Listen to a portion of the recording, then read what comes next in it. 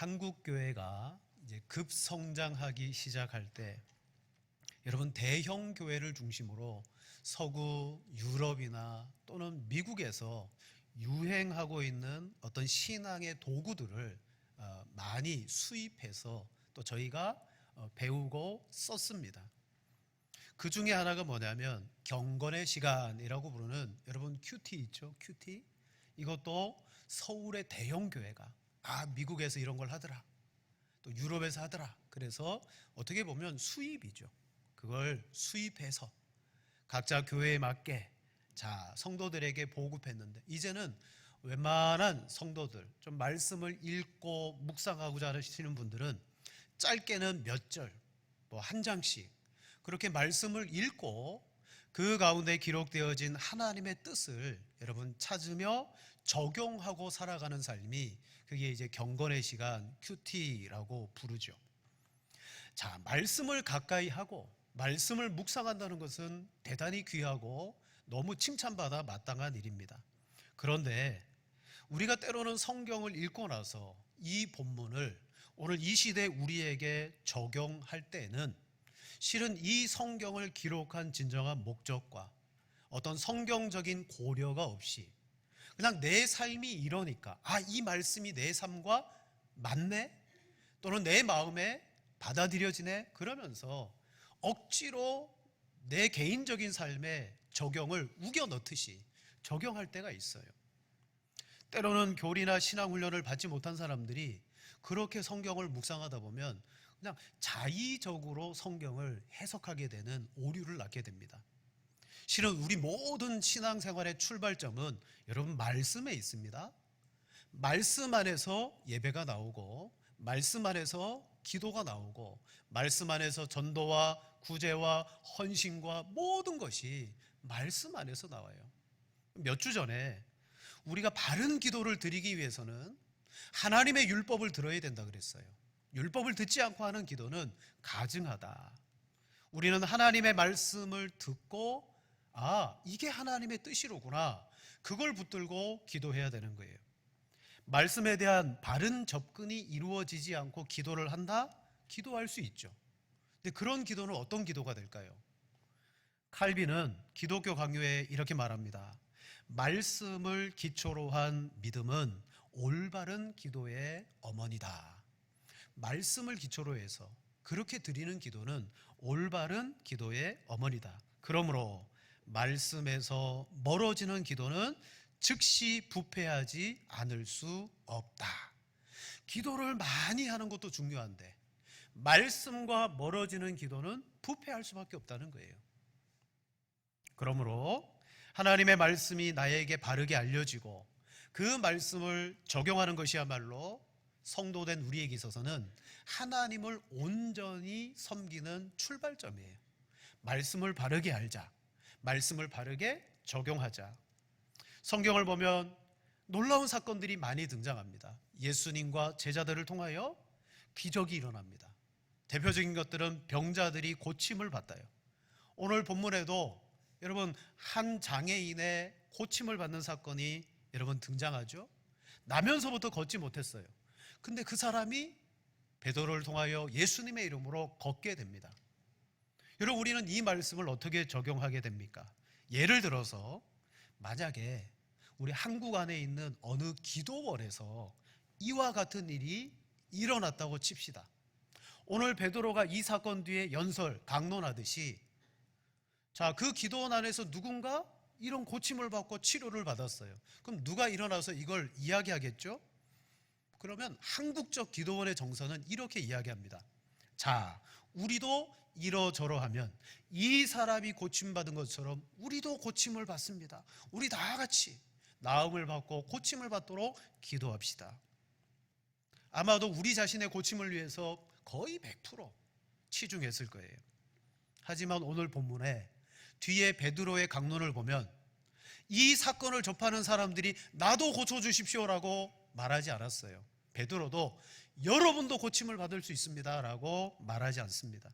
아예 베드로나 청중은요, 그 자신의 병 고침에 대해서는 관심이 없었어요. 본문은 우리도 예수님의 이름을 믿으면 이러한 병고침과 능력을 체험할 수 있습니다. 이렇게 적용하라고 주신 말씀은 아니에요. 근데 우리가 늘 들어왔던 설교는 어떻습니까? 참 익숙하고 편안한 설교는 이 사람과 같이 우리도 예수 믿으면 이렇게 됩니다. 이게 너무 편안한 적용이에요. 그러나 이게 터무니없는 건 아니죠. 예수님을 믿으면 여러분 능력이 나타나는 줄로 믿습니다. 병도 고쳐지고 기적도 나타나고 우리가 이성적으로 알지 못하는 놀라운 일들이 일어납니다. 하지만 그게 계속 일어나느냐? 그렇지 않다는 거죠. 그래서 오늘 이 말씀을 내가 읽고 내 삶에 적용할 때 여러분 우리는 무엇을 가지고 적용해야 되느냐? 사도행전은 여러분 교회의 역사입니다. 역사서예요. 시작은 예수님의 승천입니다. 예수님이 승천하셨고 오순절날 성령께서 강림하십니다. 초대교회가 시작되어졌습니다. 이제 성령을 받은 제자와 그 초대교회에게 처음으로 나타나는 기적이 뭐냐? 걷지 못한 사람이 걷는 기적이었어요.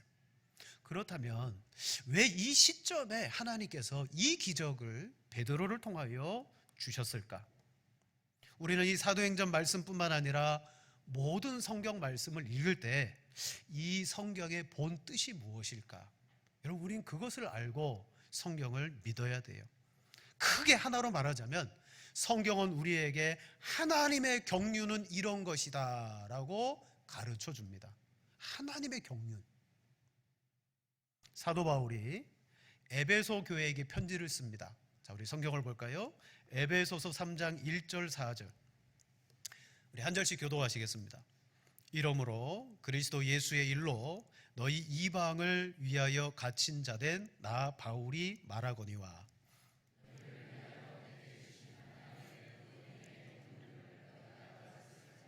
곧 계시로 내게 비밀을 알게 하신 것은 내가 먼저 간단히 기록함과 같으니 그것을 읽으면 내가 그리스도의 비밀을 깨달은 것을 너희가 알 수 있으리라. 아멘. 바울이 에베소 교회에 편지했습니다. 이 편지를 통하여 에베소 교회가 읽고 확인할 수 있는 것은 뭘까요? 바울이 이 편지를 읽으면 나 바울이라는 사람이 어떤 사람인가 여러분 알게 될 겁니다. 여러분 그걸 말하지 않아요. 바울은 여러분 제가 쓴 편지를 읽게 되면 제가 하나님의 그 은혜의 경륜을 알게 되었다는 것, 그리스도의 계시의 비밀을 알게 되었다는 것, 그리고 이것을 읽으면 그리스도의 비밀을 깨달은 것을 여러분도 알게 될 겁니다. 즉 이 바울의 편지는요 바울을 알리는 내용이 아니에요. 제가 여러분에게 쓴 편지를 읽으면 하나님의 은혜의 경륜인 그리스도의 비밀을 여러분도 알게 될 것입니다. 여러분 그게 에베소 서신 아닙니까? 그게 성경이잖아요. 우리가 동일한 성경을 볼 때 뭘 알게 됩니까? 우리도 하나님의 경륜을 아는 거예요. 하나님 우편에 계신 예수님이 지금도 성령 안에서 어떤 일을 하고 계시고 교회를 통하여 어떤 역사를 이끌어 가시냐, 이게 말씀을 통해서 알아져야 되는 것이죠. 자, 본문을 보면 베드로가 기도하기 위해서 성전에 올라갑니다. 성전 미문에 걷지 못하는 사람, 태어나면서부터 걷지 못했어요. 그래서 사람들이 그 자리에 옮겨다 놔야 그곳에서 구걸하며 또 데리고 가야 하루를 먹고 살아가는 그런 사람입니다. 근데 이 사람이 베드로를 통하여서 일어나게 되었어요. 왜? 성령이 강림하고 교회가 첫 출범한 이후에 왜 성경은 이 사건을 첫 번째 기적으로 주셨을까? 우리는 여기에서 이 기적의 이유와 의미를 여러분 찾아야 됩니다. 베드로가 그 사람을 보았습니다. 이 사람도 베드로를 보았을 때 돈을 좀 얻어볼까 하고 바라보았어요. 그때 베드로가 주목하여 우리를 보라 라고 했어요. 봤죠? 그랬더니 돈을 주기는커녕 이렇게 말합니다.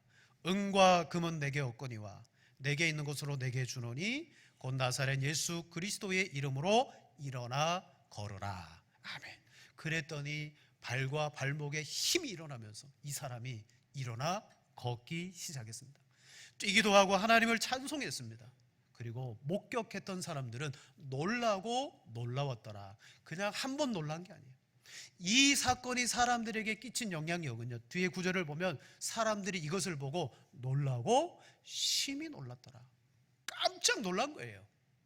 그러니까 믿지 않는 사람들에게 이 사건이 깜짝 놀랄 사건으로 비춰지게 되었어요. 자, 그렇다면 이 걷지 못한 사람이 일어난 사건은 무슨 뜻일까요? 가령 우리가 성경을 읽을 때 너무나 쉽게 그래, 이건 하나님의 역사야, 하나님의 신비야 라고 말할 수 있어요. 맞죠? 그러면 성경에 등장하는 모든 기적들이 다 하나님의 신비인데 천편일률적으로 하나님이시니까 하실 수 있는 능력이고 신비야, 그러면요, 그 기적이 그냥 신비한 힐로 전락하고 말아요. 한편으로 이 사람의 입장에서 그래, 이 사람은 인생에 너무나 큰 문제를 가지고 있었어. 이건 불치의 병이었어.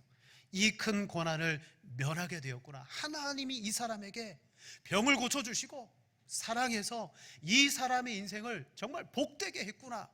그렇게 해석하게 되면요, 문제가 생겨요. 왜? 그는 지금은 걷게 되었을지 몰라도 이제 곧 병에 걸릴 수도 있고, 그죠?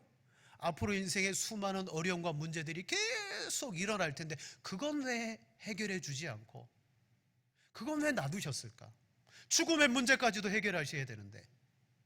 자, 우리가 이 본문을 보면서 이 기적은 분명 하나님의 역사입니다. 맞습니다. 이 사람에게 있어서는 인생의 문제가 해결되어진 중요한 사건입니다. 중요한 건 기적 자체에 의미가 있는 것이 아니라 왜 성경은 이것을 우리에게 말씀하실까? 베드로는 왜 이 사람을 고쳤고 때에 성령 강림하고 오순절날 교회가 출발한 직후에 이 기적이 일어났을까? 많은 병자가 있을 텐데 왜 하필 걷지 못하는 사람을 낫게 했을까? 자, 성경은요, 걷지 못하는 사람과 하나님의 약속이 서로 연결되어 있는 것을 말씀합니다. 예수님께서도 공생의 기간 동안에 많은 병자를 고치셨어요. 근데 여러분, 성경을 꼼꼼히 보세요.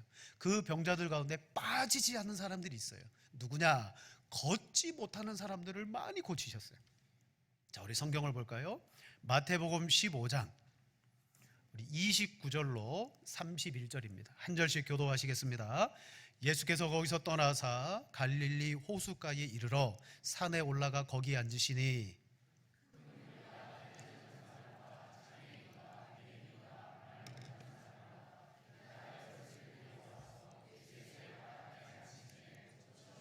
함께 봅니다.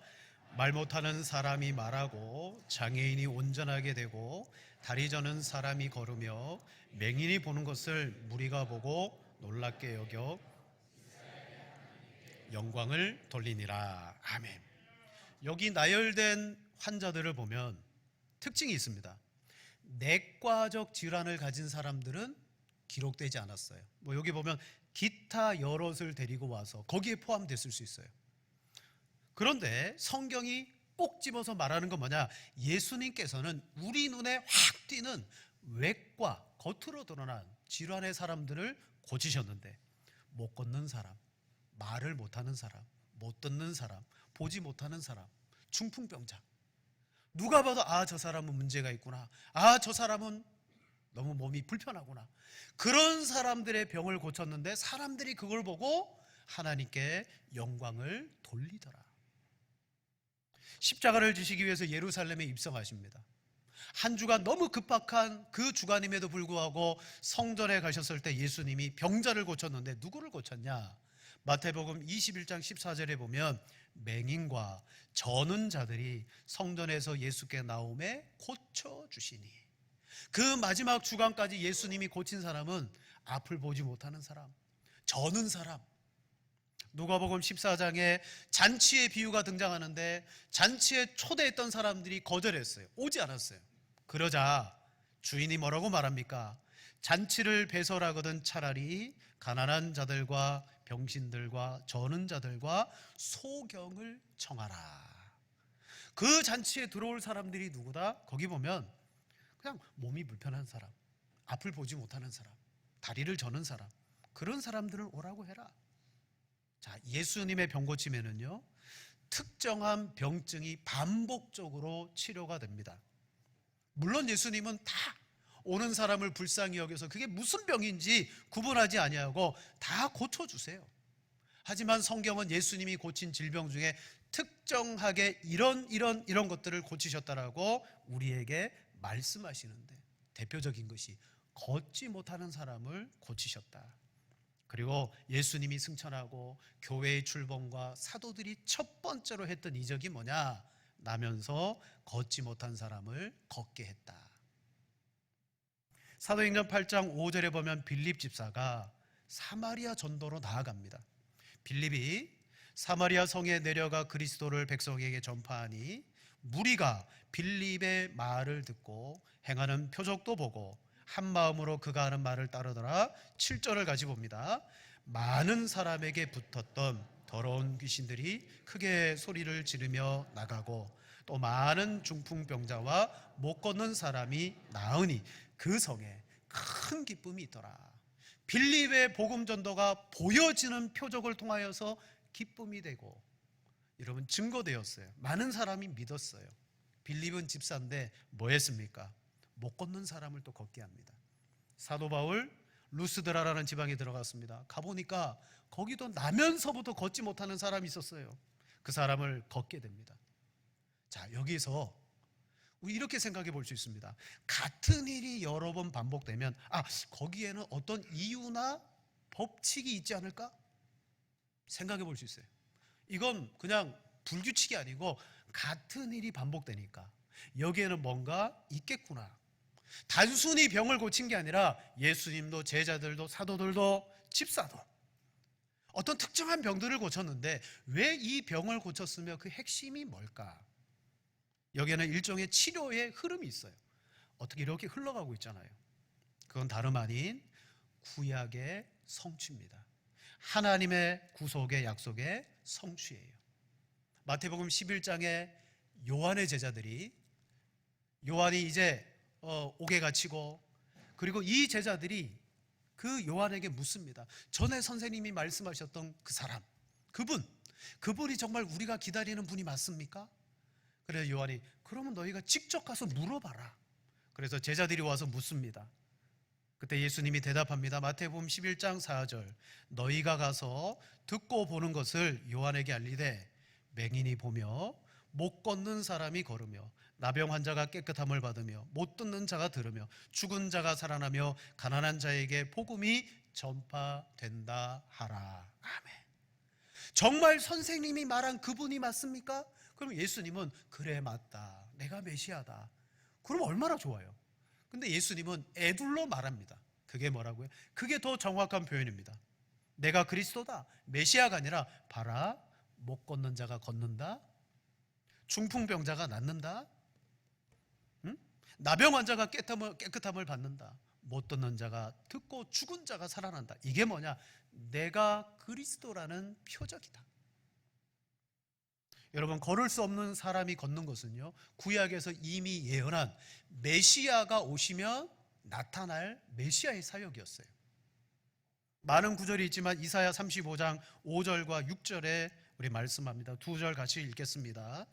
그때에 맹인의 눈이 밝을 것이며 못 듣는 사람의 귀가 열릴 것이며 그때에 저는 자는 사슴같이 뛸 것이며 말 못하는 자의 혀는 노래하리니 이는 광야에서 물이 솟겠고 사막에서 시내가 흐를 것임이라. 아멘. 예수님은 기타 여러 모든 환자를 고치시는 주님이십니다. 하지만 예수님은 내적인 환자, 위궤양, 암, 이 몸 안에 일어나는 질병도 고치시는 분이지만 성경은 뭐라고 예언하느냐? 외적인 질병과 장애인을 고치신다. 왜? 실은 이 속에 있는 병은요, 자기만 알잖아요. 그래서 고쳐놔도 주변에 있는 사람들이 그 사람이 고침받았는지 안 받았는지 전혀 몰라요. 말하지 않으면. 근데 겉으로 드러난 거, 나면서부터 못 걷습니다, 못 봅니다, 못 듣습니다, 누워있는 중풍병자입니다. 그때 예수님이 그 사람을 고쳤더니 이건 놀라운 병고침의 단순한 기적이 아니라 이건 뭐다? 구약에 예언한 메시아의 표적이다. 이걸 보고 예수님을 믿어야 되는 거예요.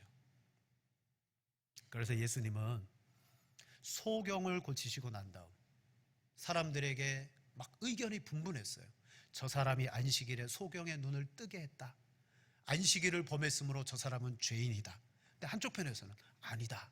죄인이 어떻게 소경의 눈을 뜨게 하느냐. 막 의견이 분분합니다. 그때 사람들이 예수님께 찾아와서 말합니다. 요한복음 10장 24절. 유대인들이 애워싸고 이르되 당신이 언제까지나 우리 마음을 의혹하게 하려 하나이까? 그리스도이면 밝히 말씀하소서 하니. 좀 우리에게 의혹하지 마시고 확실하게 대답해 주십시오. 그리스도입니까? 저 같으면요, 맞다, 그리스도다, 그렇게 말할 거예요. 근데 예수님 또 이렇게 말합니다. 예수께서 대답하시되 내가 너희에게 말하였을 때 믿지 아니하는도다. 내가 내 아버지의 이름으로 행하는 일들이 나를 증거하는 것이거늘. 아멘. 그리고 뒤에 말합니다. 내 말을 믿지 않고자 한다면 내가 행한 일을 보고 너희는 믿어라. 걷지 못하고 그리고 듣지 못하고 보지 못하고 누워있는 그들이 바로 예수님을 통하여서 고침받은 것이 뭡니까? 하나님의 나라가 성취되고 있다는 분명한 표적이라는 거예요. 구약의 예언자들의 예언이 예수님 안에서 이루어졌고 이제 예수님이 십자가로 그리스도의 구속의 사역을 이루셨습니다. 그리고 하늘로 올라가셨죠. 이 땅에 성령으로 말미암아 교회에게, 제자들에게 성령을 부어주셨고 초대 교회가 출범했는데 그 초대 교회의 첫 번째 표징이 뭐였다? 나면서 걷지 못한 사람을 걷게 했다. 이 기적이 가리키는 여러분 의미는 뭡니까? 그리스도는 하나님 보좌 우편에 계시지만 지금도 교회와 믿음의 백성들을 통하여 그 하나님의 구속의 경륜이 성취되고 있다는 걸 보여주는 거예요. 여러분, 우리가 성경을 읽을 때 그 속에서 과연 무엇을 찾고 바라봐야 될까요? 내 인생의 문제, 숙제, 수수께끼가 있기 때문에 이걸 가지고 혹시 나에게 맞는 말씀이 없나 그렇게 찾는 거 아니에요. 나에게 말씀을 맞추는 것이 아니라 이 계시된 말씀이 오늘 내게 뭐라고 말하는가. 여러분, 하나님의 구속의 경륜을 우리에게 보여주는데 우리 큰 그림을 보지 못하고 우리는 너무나 사적이고 개인적인 적용들로 들어갑니다. 성경을 통해서 하나님의 구속의 경륜을 발견하지 못하면 기도를 해도 어떤 기도를 하겠습니까? 주님, 문제입니다. 해결해 주십시오. 주님, 걱정입니다. 주님, 내 삶에 이런 문제가 있습니다. 모든 기도의 제목에 내 인생의 문제와 내 인생에 해결해야 될 숙제만 주님께 아뢰요. 성경은 봐라, 지금도 하나님의 구속의 경륜이 이 교회 시대에 믿는 자들을 통하여 성취되고 있지 않느냐? 그럼 너희가 뭘 구해야 되겠느냐? 주님, 저를 통하여 하나님의 그 구속의 경륜이 이루어지게 해 주십시오. 사도들이 그 사역을 이어받아서 복음의 역사로 예수님이 하신 것처럼 구약의 성취, 예수님의 성취가 교회 안에 이루어진 것처럼 오늘 우리의 믿는 신앙도 사도들의 신앙과 같지 않습니까? 그러면 우리를 통하여 예수님의 이름이 나아갈 때 분명히 하나님의 나라가 역사하고 성취되는 게 일어나야 되겠죠. 먼저는 나의 순종을 통해서입니다. 주님, 저의 복음적 순종을 통하여 그 하나님의 나라가 성취되게 해주십시오.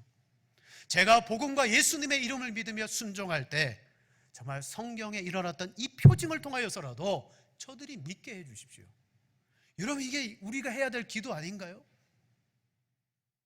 그런데 우리는 너무나 성경을 사적으로, 심리적으로, 우리 개인적으로 너무나 많이 적용합니다. 실은 베드로가 이 사람에게 접근했을 때 이 걷지 못하는 사람도 베드로를 보고 내 인생의 문제를 해결해야 되겠다라고 바라봤어요. 보세요, 3절 말씀에 그가 베드로와 요한이 성전에 들어가려 함을 보고 구걸하거늘. 베드로와 요한은 구걸의 대상이었어요. 내 인생의 문제잖아요. 오늘 내가 먹고 살아가야 되니까 저 사람을 통하여 얻어야 되겠다. 근데 베드로가 이렇게 말합니다. 베드로가 요한과 더불어 주목하여 이르되 우리를 보라. 봤습니다. 왜 봤을까요? 바로 내 인생의 문제를 저 사람이 해결해 주려고 하는구나. 얼마나 많이 줄까? 그렇게 봤을 거예요. 근데 베드로가 찬물을 끼얹습니다. 은과 금은 내게 없다. 만약에 은과 금은 내게 얻거니와 뒤에 내게 있는 곳으로 내게 주겠다라는 말 사이에 좀 긴 텀이 있었다면 이 사람은 베드로를 봤다가 그냥 딴 데 봤을 거예요. 은과 금이 없으니까 볼 필요가 없잖아요. 내 필요를 채워야 되는데 쭉 이어서 말한 거예요. 은과 금은 내게 없다. 하지만 있는 게 있다. 나사렛 예수 그리스도의 이름으로 일어나 걸어라. 여러분, 이 사람은 자기의 필요로 그들을 바라봤어요. 하지만 베드로는 그들의 필요를 채워주지 않았어요. 지금 주님께로부터 위임되고 성령으로 말미암아 오늘 우리를 통하여 나타나시는 하나님의 구속의 경륜, 바로 예수 그리스도의 그 이름을 부르고 외치는 자를 통하여 일어나는 능력이 있는 거예요. 그걸 그 사람에게 준 거예요. 그랬더니 그 사람이 일어났습니다. 보통 일이 아니죠. 자, 뒤에 우리 9절 말씀 10절을 같이 읽겠습니다. 그가 본래 성전 미문에 앉아 구걸하던 사람인 줄 알고 그에게 일어난 일로 인하여 심히 놀랍게 여기며 놀라니라. 아멘.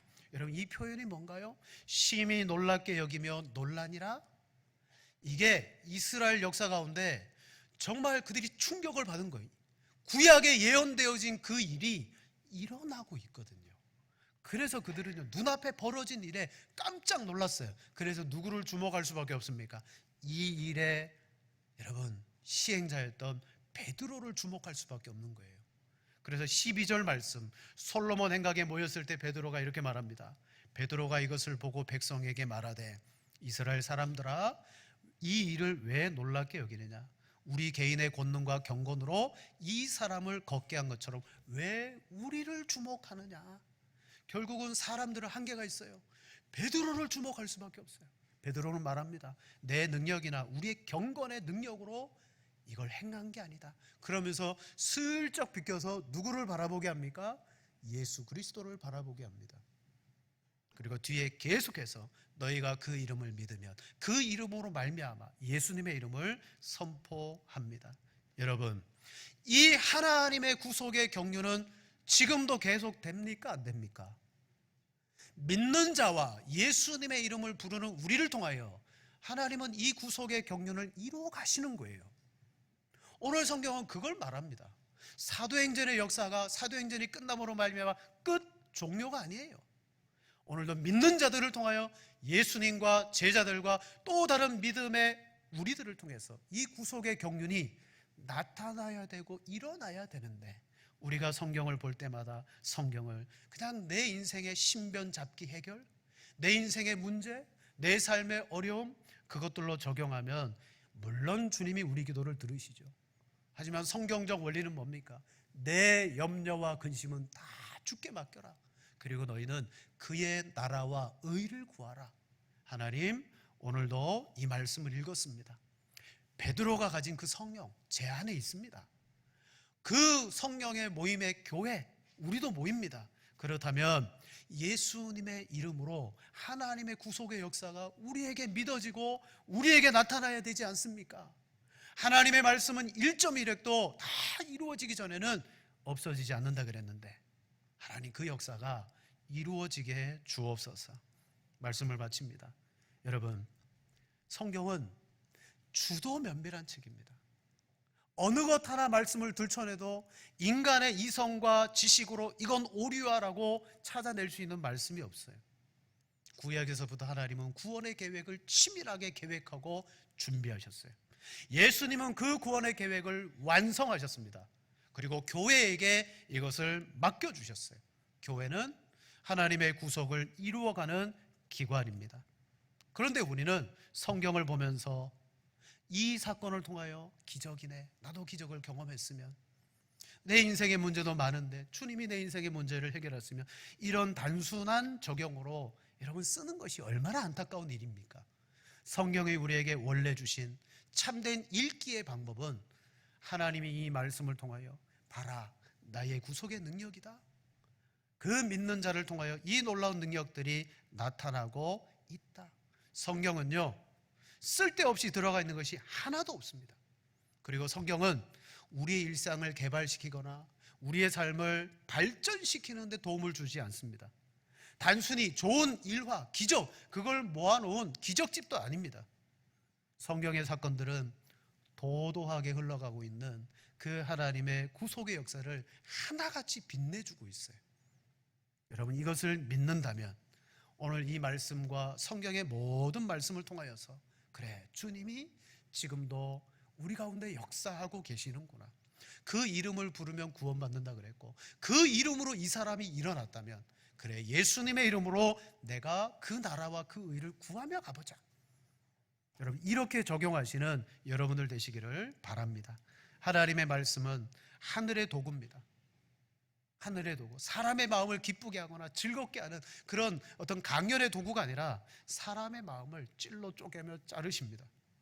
그 말씀으로 여러분, 우리의 지혜가 내려놔지고 하나님의 지혜의 다스림을 받고 이 말씀을 붙들고 기도할 때, 합리적으로는 믿어지지 않지만 말씀 붙들고 기도할 때 그렇구나, 기도하니까 하늘의 능력이 우리를 통하여서 나타나는구나, 여러분, 그런 신앙생활을 해야 될 줄로 믿습니다. 우리는 바로 천국의 시민권자입니다. 하나님의 나라 백성입니다. 그렇다면 당연히 우리의 삶에도 복음의 이 역사가 여러분 나타나야 됩니다. 그런 믿음, 그런 신앙생활 하시기를 축원을 드립니다.